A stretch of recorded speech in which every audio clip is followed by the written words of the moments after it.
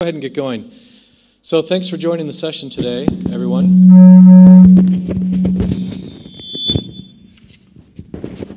Kind of reminds me when I used to do sound systems for a band when I was in college. We would get some feedback occasionally. So the concept here for this roundtable is to talk about how the concepts and philosophy, principles of openness can apply to all kinds of things in addition to open source software. So other elements of society in our lives. And we wanted to expand our scope of discussion and kind of have a philosophical and a conceptual discussion altogether today with two, maybe three panelists if our third arrives, and make this very interactive. And we've got some very interesting folks here who work with the concept of openness in a variety of different ways. So the idea here is that we ask these guys some questions and start a discussion and see where that leads us. So first I'd like to just do some introductions. I'll introduce myself very quickly and then we'll have these guys introduce themselves. My name is Michael Miller and I have the privilege and honor to be working at SUSE, which is great, and I do things like our alliances and marketing, product management. So I'm really excited to be here and just to participate and get to know you guys and talk about openness. So, Bas, if you could introduce yourself. Yes, sure. Yeah, so hi, I'm Bas. I think some of the people were already here when I did my presentation, but most of the stuff I do is related to, how do you call that, virtual, the virtual versus the physical, and not so much versus, but the integration of these two worlds. So I'm much involved in fab labs, for example, fabrication laboratories. My background is interaction design, and I work with electronics both as with software. So. All right, my name is Armijn. I'm an engineer, as you can see. In my daily job, I mostly work with lawyers. What I do is I've been active for quite a while in gplviolations.org, license enforcement. I'm doing stuff with patents. Mostly what I do is I care a lot about reducing risk with openness, with open source and just increasing openness and making sure that people like developers like you can just keep kicking ass. All right, so I've got a few questions for these guys, but ideally we're also interested in getting questions for all of you in the audience. So does anybody have a question they want to kick this off with? And if not, I'll go ahead and throw one out there to start us. All right, let me throw one out there for Armijn.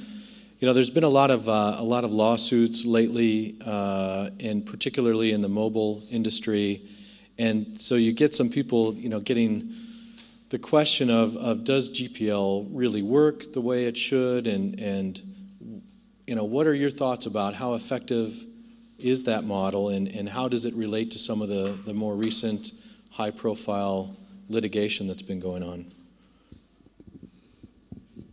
All right, so first of all, the things you're referring to are patent lawsuits, and patents and copyrights are two completely distinct things. They're completely different beasts because the license is about actual code. Patents are more about, you know, ideas, things that are very, very vague. You cannot just look at something and then say that's an idea, but I can look at something and say that's code. So what I like to do is I like to keep those things apart. And I never like to mix copyright stuff with patent stuff.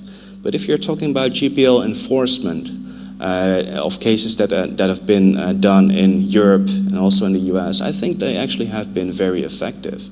I've done some work for companies in, for example, Taiwan, and while they were first very, very hesitant about doing anything with GPL because they were being sued via, well, or at least one of their customers was being sued, and they were very afraid of open source in their GPL. Right now, they've got a few people thinking and say, well, you know, maybe we should actually upstream all this. And in the next few months, I hope that I will get to see the first few patches coming out of Taiwan for those particular devices. And it's because they get it. They needed to have a push, a legal push. but actually there was something good coming out of it. It took 2 years, but something good is coming out of it. So I actually think it is very effective. I'm very positive about that. Anybody in our audience here have a question or follow-up or comment on that? Klaus, let me bring the mic to you. Oh, you've got one there. Okay.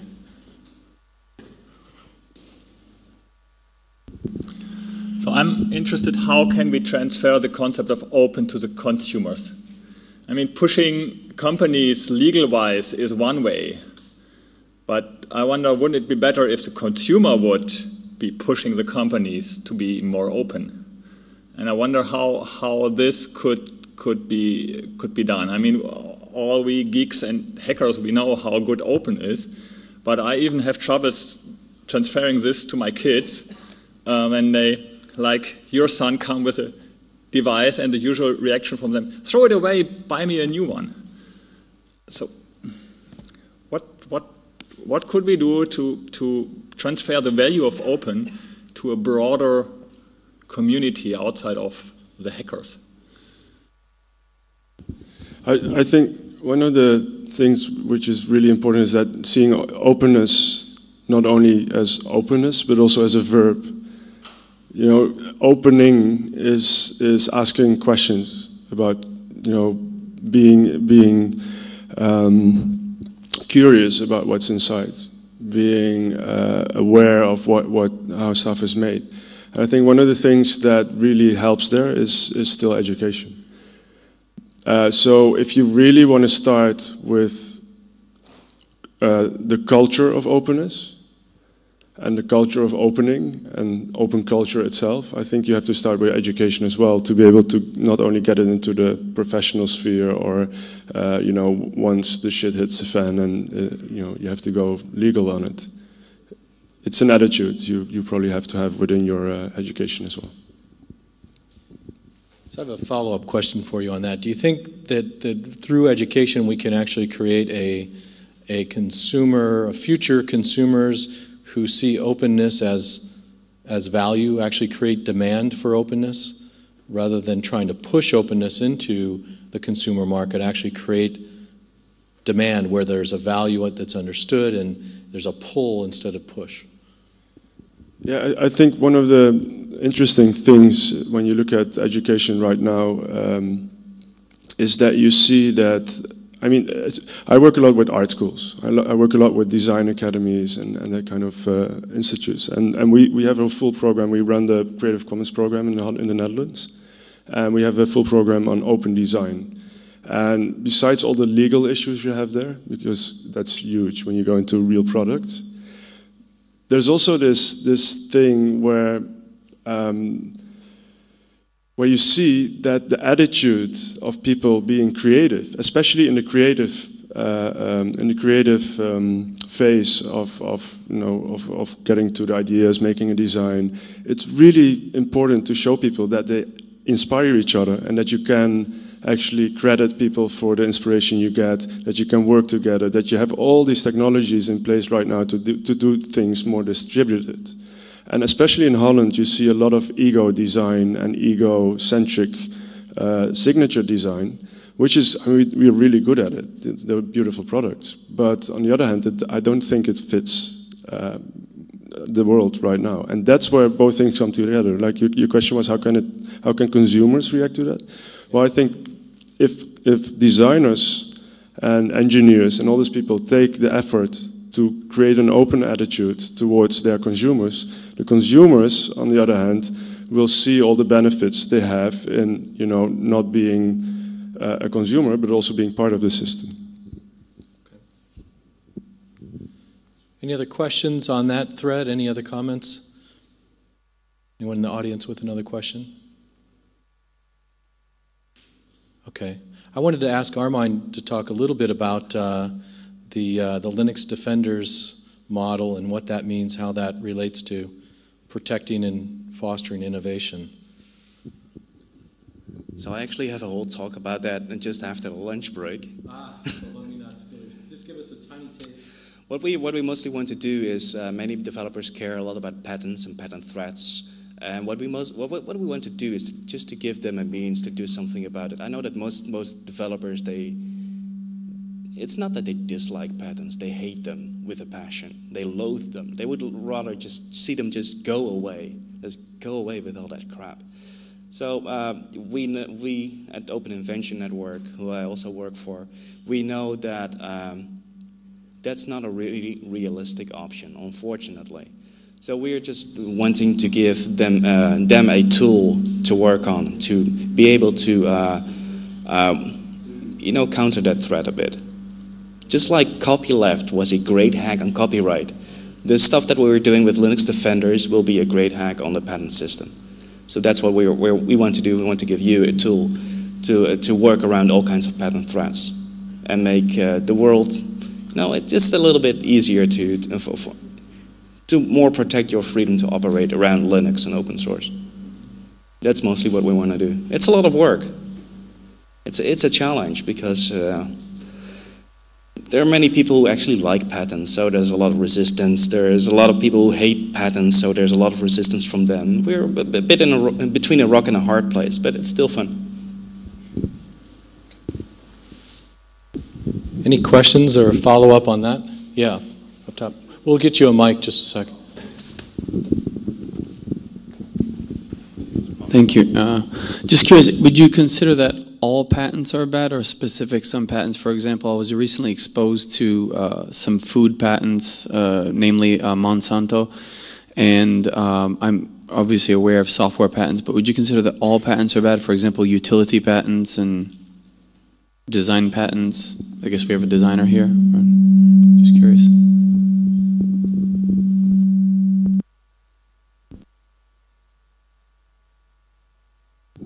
So Open Invention Network only deals with software patents, and Open Invention Network itself is software. It's patent agnostic. We work with pro patent people and closer. Oh, but then there will be a lot more feedback. Oh, thank you. So we are patent agnostic, and what we do is we work with pro patent people. We work with anti-patent people. Still a lot of feedback.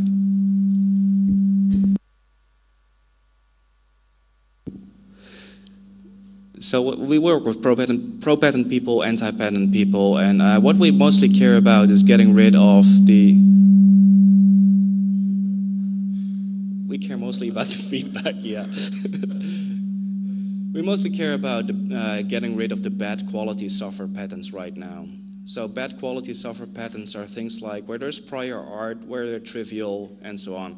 For the other patents, not my business.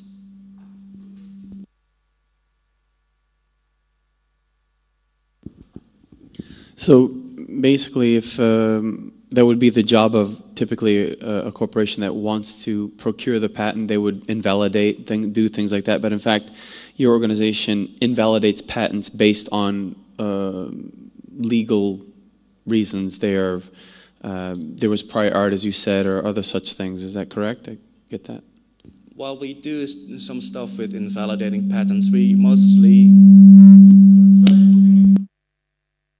So it doesn't get... No. Closer.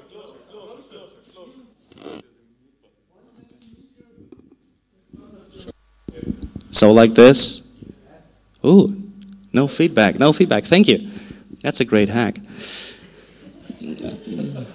So if it doesn't work, put it closer. I should remember that. Yeah, definitely. But most hacks are counterintuitive, right? That's what makes them great hacks. We sometimes work with invalidating. We sometimes work on invalidating patents, but mostly we try to work within the system. So I will tell about this more after the break.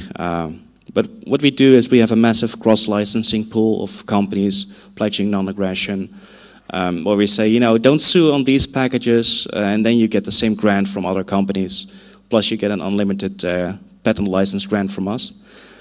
And what we mostly try to do is also make sure that developers, that they document their inventions as prior art, so no new patents can be granted on those inventions. That's what we care about most. But it's not about just invalidating patents. But I think there's one issue now. Is as far as I know the U.S. recently joined up with Firsttofile. It's not first to conceive, but first to file. So this seems to be very difficult for your organization because what is prior art that is, for example, documented, published, is not first filed. Hence, that would be very difficult to defend in the U.S. court. And the U.S. right now has ugly things like DMCA and, well, numerous patents, etc. So I'm just curious how you feel it will be in the future, which was recently passed, I think, within 2 months ago. They just ruled, and now the U.S. Patent Office has changed to first to file. Yeah, so first of all, I'm not an American, so I don't care that much about U.S. law. But second of all, the U.S. was the only country to not have first to file. So the rest of the world already had first to file. So it's more of a synchronization thing with the rest of the world than something really shocking. When you talk about documentation, for example, someone creating an idea, software, etc., then the first to file, and well, the whole world's following first to file, I guess now. Then, if someone does document something, is it considered prior art in the first to file system? I guess that's the question. I don't know if it works like that. What we do is we put it in a database with a notary, a digital notary, and that database is being searched by the many patent offices around the world, including the U.S. Patent Office. So that does count as prior art, for sure.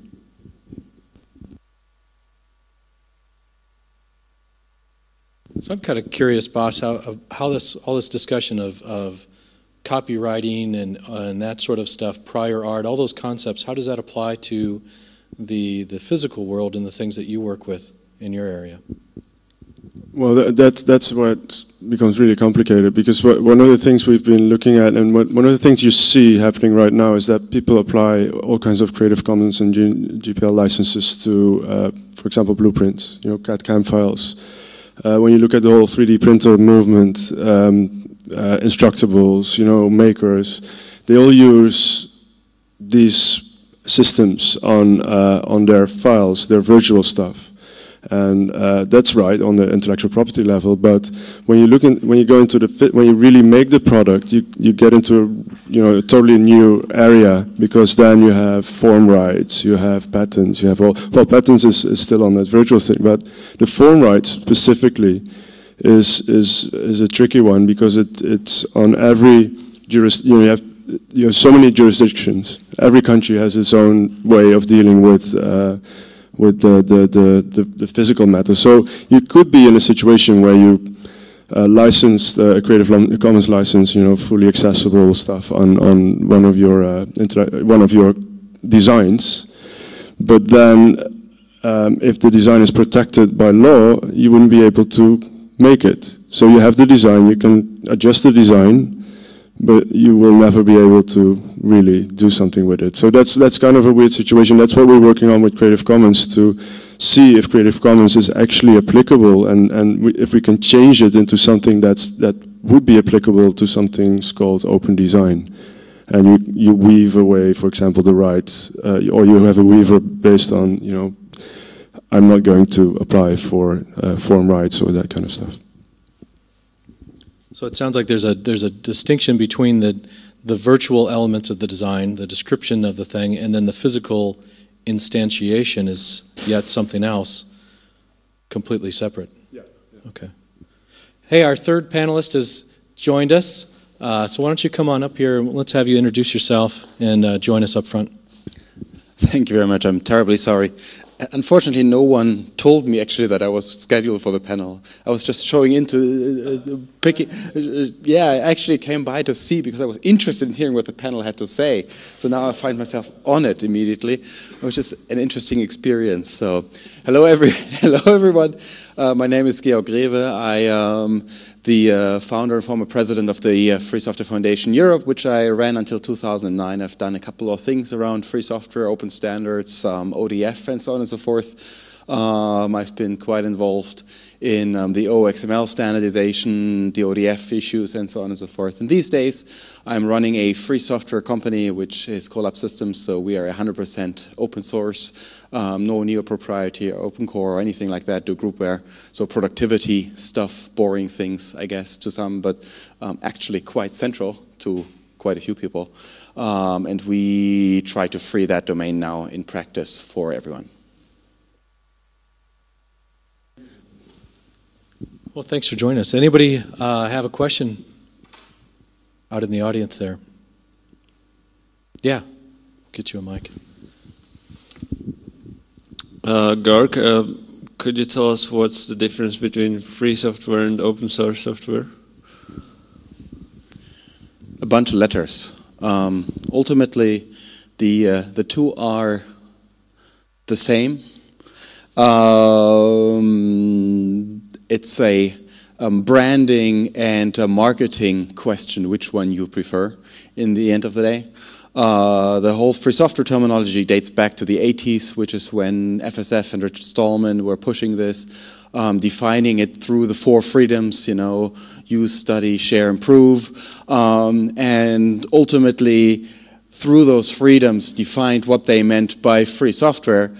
There were then people who said, well, but in English, free software sounds like it's gratis. You know, we want to build a business upon this. We have a problem here. We want to communicate it differently. Can't you find different terms? And then there was a whole flurry of terms invented. I mean, there was Libre software, which combined like the logiciel libre and, you know, the Spanish and Italian and so on, the roots of the word into a new term. Same definition. Then Debian had the free software guidelines because they were following the free software terminology. In 97, I think they were publishing this, and in 98, then Bruce Perens took the Debian free software guidelines and just did a search and replace on them for free software and replaced it by open source and made that the definition of the open source definition, and thus defining the term open source. So it's actually, at the time there was even in the FAQ of the open source initiative that this is just a marketing exercise, a rebranding, the same substance and so on and so forth, just different style of marketing.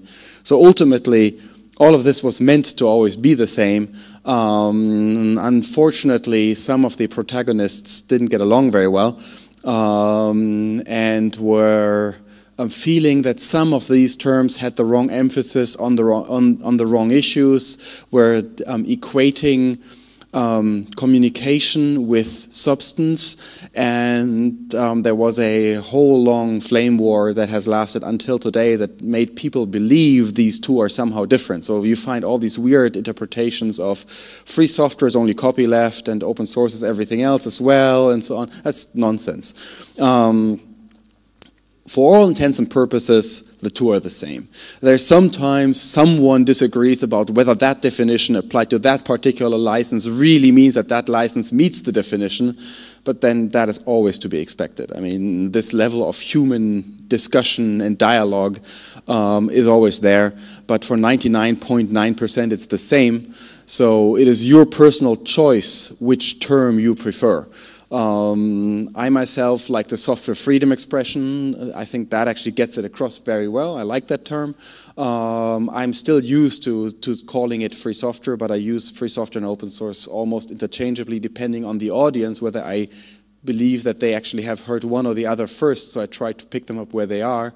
And for me, it is about freedom. It's the defining momentum, but every open source guy will tell you that as well. So in the end, don't get too hung up about the terminology. It's actually the freedom that is behind it that makes the difference. So anybody want to debate on that point? That seems like it's a hotly debated topic. But I tend to agree with you. It's the freedom that matters. It's the core, regardless. Yeah. So there is the criticism that openness has been so abused that it's hard to even quantify what it is anymore, right? There's open everything, you know. No matter where you go, everything is somehow suddenly open. And Microsoft's also open. They're all open, right? Open is such a friendly, fuzzy word. Everyone loves it, and there is no pushback to abuse of the term either. Which is why you have, open core, which is effectively, if you stretch that definition, Microsoft is an open core company. Because they use lots of BSD, right? And they put all sorts of stuff around it. So they have an open core. It's just a very tiny core. So the question is, how big does that core have to be? It's difficult. For me now, professionally, I have to say I wish there was some form of understanding and pushback to protect the companies that actually do provide freedom to their customers. SUSE does it, Red Hat works to do it, we work to do it. There's other companies in the field that really try to make sure the customer at the end of the day has the freedom that we promised them.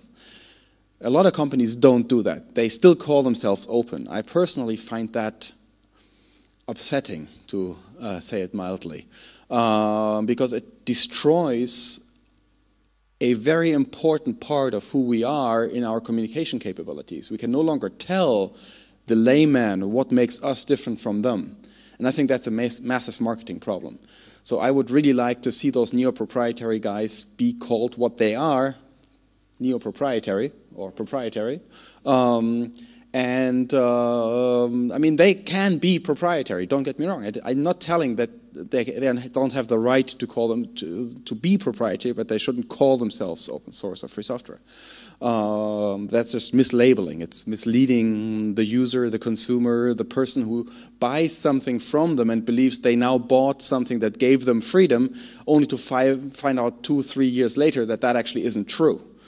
And that is the part that annoys me. So I think we may have to have a debate around how do we protect that marketing core, that communication core value.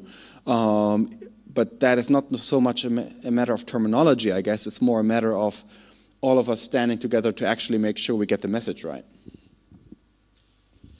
I think with the growing emergence of open source and its success in all kinds of areas across technology, I think it's become more and more attractive to closed companies to co-opt the term openness because it's perceived as being valuable. People value choice, they value openness, and so I think it's often co-opted and used. So it is a big challenge for us in the open source business and in other areas of openness to protect that. That's going to be a challenge. Any comments from you guys on that whole thread? I really agree on the marketing value of these things as well. But one of the, looking at the phone, we're working on a fair phone. The phone is called Fair, and with Fair, it's even worse. You might say, open is like okay, you have an idea, but Fair is even like it becomes really philosophical and culturally determined. But one of the things you do know is that if you say something is closed, then it's, people feel something out. Open is undetermined, but closed is very determined. Like unfair is very determined. People know everybody knows what unfair is. Nobody can exactly say what fair is, but everybody knows, they can say, that's not fair. So maybe we could, if you switch it around and look at it from that perspective, like openness, of course, it's a terminology which has been kind of scattered around everything. But on the other hand, I think it's also really important to keep focus on to not just say, well, we're going to find another term, and we have to feel also responsible to put meaning into that openness as being the first ones to put meaning into it, and not just leave it there as you say, well, it's not interesting anymore because marketing-wise it doesn't work anymore. So I think it's hard, but I agree, but it's also, well. There's one imminent problem here, and I think Michael has that too. As companies, you can't run around and say, but you are closed, boo. I mean, negative statements around the other participants in the market are not necessarily good marketing. we try to positively distinguish ourselves where we can, right? That means we need to have a word that says what we are, that we can use in our communications that the other person ideally cannot use because they don't meet the criteria of using that term. And open has lost a bit of that, which for me is to some extent a problem. I mean, especially in my field, most of the competition is neo-proprietary, yet has no qualms over calling themselves open this and open that. No, I totally understand the problem. Okay, any questions out there in the audience? Any other topics you guys want to throw out? Yeah. I'm not exactly sure who of you is going to answer my question. If I remember rightly, somebody was talking about cases when companies were using GPL licensed code in their proprietary software. Can you give us some examples? This is clearly for you. Yeah. So how many hours do you want me to give examples? There are plenty of companies who are using GPL software in all of their products. I think that wasn't it Gartner who did a study a few years ago that says about 90% of companies would be using open source right now? They actually went for... Yeah, by now it should be 100 yeah, according to their figures. Right, yeah. So I can just pick any name out there who is using GPL software. Even Microsoft, they ship GPL software for a long time. GPL compliant as well. But it's just go into any electronics store, just point at a router. I think it's 70% likely that there's GPL software in it. Sometimes more than 70% likely. So any big brand out there is using GPL software. Whether they do it GPL compliant or not, that's a whole different issue that I'm dealing with on a daily basis. Yeah.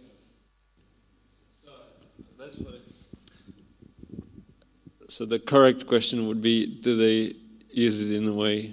What are the cases where they use it in a way which doesn't comply with the license? I must say that the big guys, they generally get it. Companies like Cisco, Netgear, those companies, they do get it. And they actually have people going through all of their source and all that, and they're working very actively also with upstream projects to make sure that goes well. What doesn't go well? White box. Just go into, do you know Alibaba.com, the website? It's fantastic.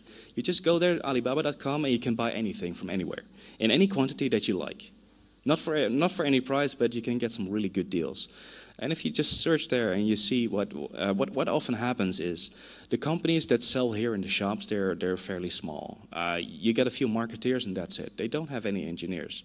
Few marketeers, director, a sales guy. That's it.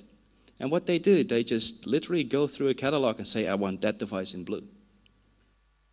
There are virtually often no contracts about things like copyrights and nothing. And that's where it goes wrong. And you should not underestimate the amount of devices that comes onto the market that way. It's a lot. It's millions and millions of devices per month in Europe alone. So that's where it goes wrong. It's all where it actually goes wrong is companies in the Far East who make these devices, ship it off to Europe, and where it's just relabeled.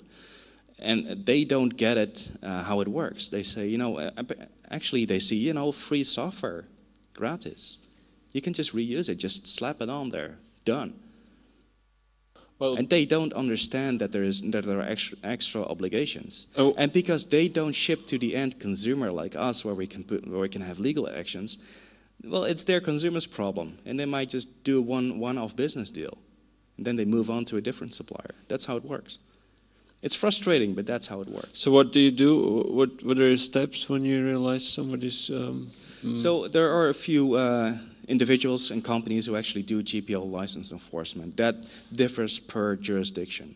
So in the US, for example, FSF has done enforcement.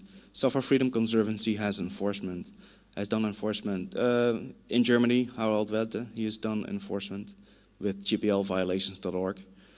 And I know very well how that works. Usually what happens, he goes to a shop or online shop, makes a test purchase, verifies there's a violation, then his lawyers send a cease and desist letter. Basically say, you have to stop doing this or we'll take your product off the market. And taking it off the market includes things like no more advertisement, well, usually not confiscation of the supplies, but I know that in the US they try to do that. But, you know, just and make your, and he will just bring on the pain. Most companies don't want the pain. They just say, all right, so we didn't know, we acted in good faith, we want to be able to fix that. Very few cases actually go to court. I think in the law, since 2005, we've solved several hundred cases with using lawyers, and also several hundred cases where we did not use lawyers, but only mailed the company, say, guys, wrong, fix it. And that's usually how we do it. It's a lot of work. It's very frustrating, I can tell you. But that's by putting pressure on the companies here in Europe. We try to get into the supply chain and get into it and fix it there, one layer up, and then one other layer up, and then one other layer up. Sometimes you have to go really, really far if you know how many companies are involved in just making one device. Sometimes it's 5, 6 layers deep, and you have to fix it at every step. Is it if somebody's producing some hardware which is having some firmware in it, and the firmware has a GPL licensed code, what is the proper way to do it? I mean, does it mean the company can't sell the? I mean, the routers are. I mean, people consider routers as hardware. So they think they are buying the, or maybe the producer thinks he's selling the hardware, and he's not charging anything for the software.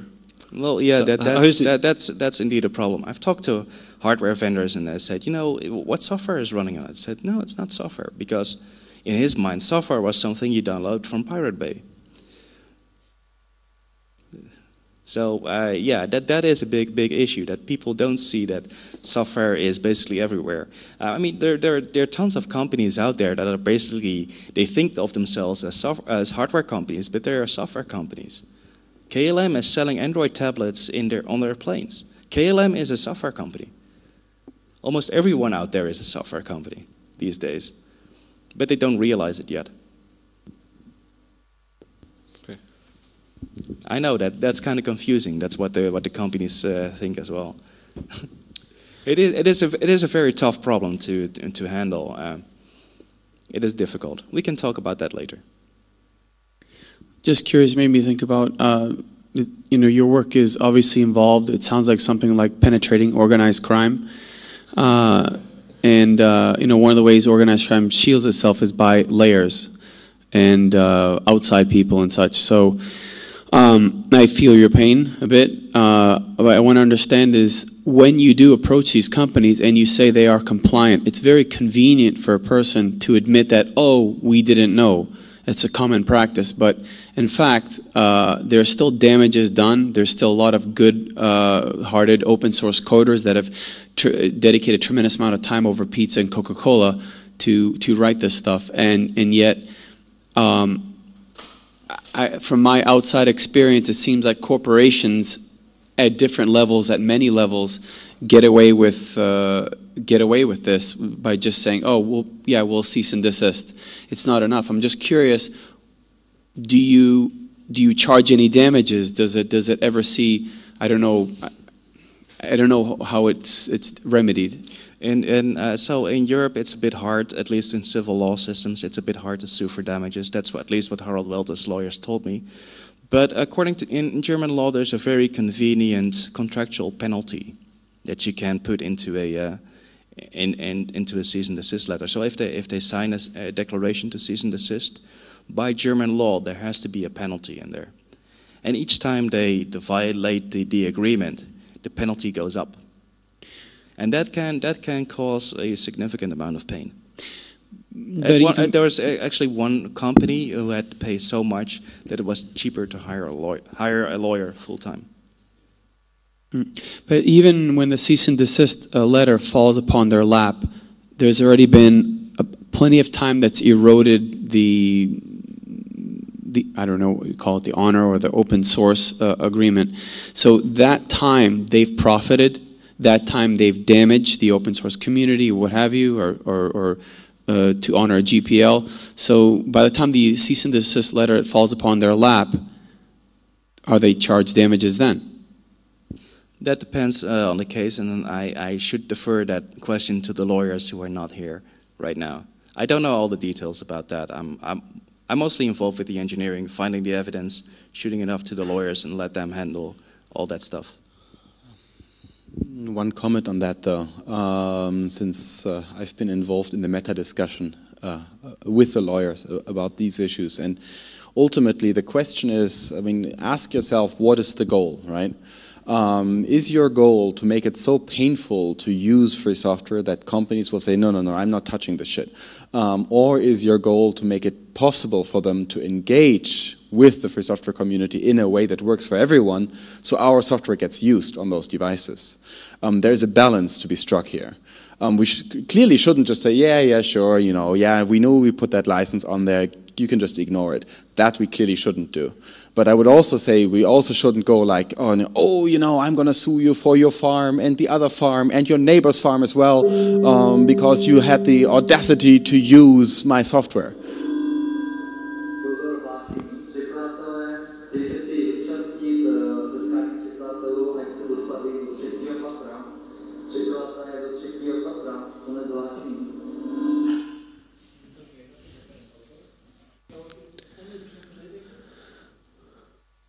Andre? The building probably will not explode.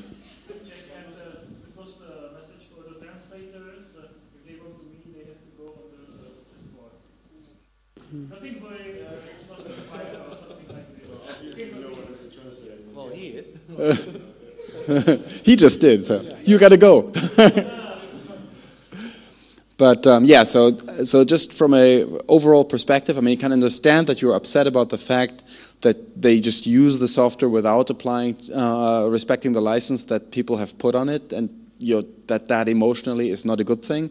At the same time, most software developers write software because they want it to be used. So you need to find a way to make it possible for them to do this right in a way that actually economically works for everyone, so they can still push out devices in ways that actually make them money, because otherwise they wouldn't do it. So you need to find a way to somehow balance those interests, and that's a tricky act. I mean, Shane's been doing this for a long time as well. So I suggest that you actually have a chat with him, because he now lives in the hotbed of hardware manufacturing. If all these questions around those balances are of interest to you, I just like to note that the margins for the hardware manufacturers, like if you put out these devices, they aren't all that big. Exactly, they're tiny.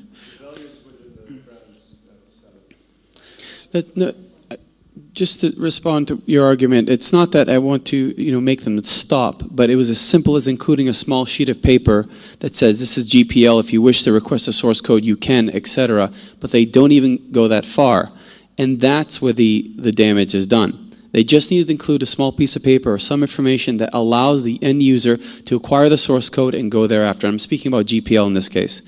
So I would imagine it to be deliberate. The software, the firmware that runs on their hardware is acquired either through some real-time compiler they have to pay for, or they are downloading it, in which the license is there in plain whatever multiple languages.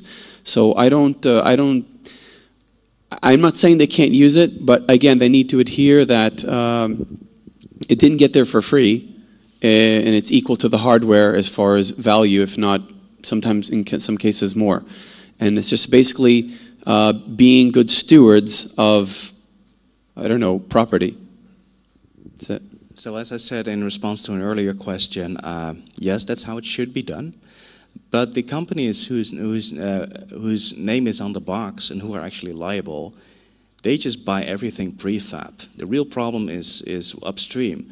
And yes, and these companies whose name is on the box, they often don't check because they don't know how. It is actually pretty difficult for these companies to check these things. Like, hey, tell a marketer, like, yeah, just open VI and just look through the firmware, which is what I do. But and they just go, what, firmware, VI, what's that? So often, what I found in the last 7 years of compliance engineering is that most of them have actually acted on good faith. They should be doing more. The real problem is definitely more upstream, and that is very, very difficult to check. So I mean, that's difficult to fix. These companies, they basically, like any big industry, it works a lot different than what you think how it actually works. I did some work in the food industry. I can tell you, completely different than what you think. You don't want to know. You definitely don't want to know. IT and consumer electronics is the same. Nothing is what it seems it is. It is very, very difficult. Just go into one of those companies and talk to them. Hear their actual stories. It doesn't excuse that they violate the GPL, but it's all a little bit more. It's actually a lot more complicated than this. Just what he said about the margins. If you just go to the shop and buy a €40 router, how much do you think goes to the shop? Seriously. How much do you think goes to the shop? As far as I understand, I think their margin is about 4%. 4% profit. Yeah, so how much of that is, about half of the it goes to the shop. So the shop pays about €20. For that €20, everything has to be made, printed, shipped from for example, Taiwan to Europe. And most of the cost in there are actually on things like, hardware, chips, all that. The actual cost of software, that's almost zero. So they have something which they just use as a commodity, and they don't pay anything for it, and then they just have to check it. The software isn't the real cost. I mean, maybe that's how the industry works. It's fucked. Yeah, I know. Maybe the solution is, I don't know, maybe telling government to tell industry, retail, and otherwise to be more aware of what they're buying abroad, that they are in fact responsible. As long as they know that, then I think that kind of education is valuable. I mean, I don't think anyone running a business, selling electronics, can actually not know that there may be software involved. You sign a license with just about every piece of equipment. Any piece of intelligent equipment has some license attached to it about the software inside. So I'm not trying to be a hardliner here. I totally agree with you. I'm just saying that very, very hard. They really need to be more responsible, better stewards. Maybe it comes from governments telling people, look, you're importing, be aware, whatever you're using white box, etc., that there may be something involved in your importation, because, as you mentioned, in the US, if there's some infraction, if the lawyers do their job right, the container will stop at the docks, and then it's either destroyed or, I don't know, sent back at their cost, whatever. I don't know how it works in Europe or elsewhere, but I imagine that business would have that same amount of power, or let's say an organization, to such damages or infraction. So I wish it were that simple. I've been doing this for the last 7 years. It's very, very difficult. We've made quite a few successes, not as much as I would hope, but still continuing the fight. But it is very, very difficult. Thank you. So we've got a little bit of time left, and I wanted to introduce another topic thread here and get some questions going on it. And one of the things that really distinguishes open source software that's so interesting to me, and I think to you guys as well, is the blurring of the line between creator and consumer, right? Where there's an opportunity to be one and the same, or to cross those lines. And I'd be interested to hear, Bas, from you, for example, in your world, how does that concept of creator-consumer and the blurring of those lines fit into the things that you're doing with your labs? Oh, first of all, I think it's you can compare these things. especially from the when you look at the fabrication laboratories, where you see where computation and the bits and the atoms kind of come together.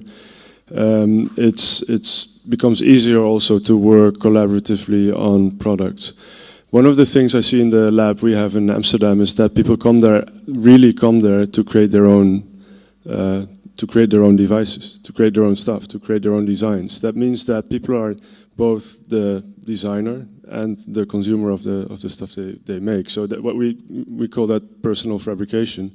And the nice thing about that is that you see, I had this guy in the lab working on a wheelchair, a doorstep climber. He was in a wheelchair and he couldn't go into houses. A lot of the houses in Amsterdam have really high, how you call this, doorsteps. And so he went in and together with the help of other people who got interested in what he was doing, he made a caterpillar for his wheelchair to be able to climb up, it was an electric wheelchair, to climb up these doorsteps. And there is no industry at this point who provides him with something like a doorstep climber specifically for his wheelchair. And what was really nice to see is that, and I like that with open source software as well, that there doesn't exist a niche which you can't fill up with the needs through open source software or open source hardware, or if you give people the means, the knowledge, and the community to be able to create this, they will come up with solutions for their own needs. And these needs make them both, the designer and the consumer. And that's really interesting to see in hardware as well. Anybody have any thoughts or questions on that? I think that's just an interesting area where, if you think about the spirit of openness and what it means, that ability to be both creator and consumer seems like a central theme. Any other questions, comments out there? We've got about 3 or 4 minutes left. Okay, any final words from you guys? Do you want to share some final comments? We'll start down at this end. Well, leave us with some wisdom. Yeah, like final words sometimes tend to be so final. I don't know. Ultimately, I think the challenges we currently face are that we need to somehow focus and grow our message and our community, and actually realize that we are no longer a fringe community. The rules have changed to some extent. I mean, there is a point where, 10 years ago, 15 years ago, we were discussing, oh, wouldn't it be awesome if everyone was using this? And, we were just this small group of people really worldwide who was getting together, and we were like doing things, but we were very excited. But at the same time, there was the big question of, how do we get this into the mainstream? Well, I mean, we are mainstream now. And it creates a whole new set of challenges. And I think as a community, we actually need to think about this once in a while in a sensible way to see how do we need to adjust to the changing realities in order to not totally lose our focus. Because we are now dancing with quite a few giants as well. That creates its own challenges. It's awesome. I mean, giants can be good dancers, but sometimes they also step on your feet. And so there's a couple of things here we need to think about. And what I would actually like to encourage everyone to do is to start thinking about what is that world that you would like to see, and start sharing that vision, because I think we need to bring a bit more vision into some of our discussions, since we've had a lot of new entrants who came new to this, say, oh, this is all exciting, the big companies are here and so on and so forth, that's all good. But some of them no longer have the same background in terms of understanding why this was started and why this is important. So perhaps that is something worthwhile considering. Well said. I'd like to add to that, enjoy lunch and be back for my talk in 30 minutes. I'll keep it really short then, thanks. All right, thanks everybody, and thanks to our panelists for this talk. And there is 30 minutes left of lunch, so enjoy.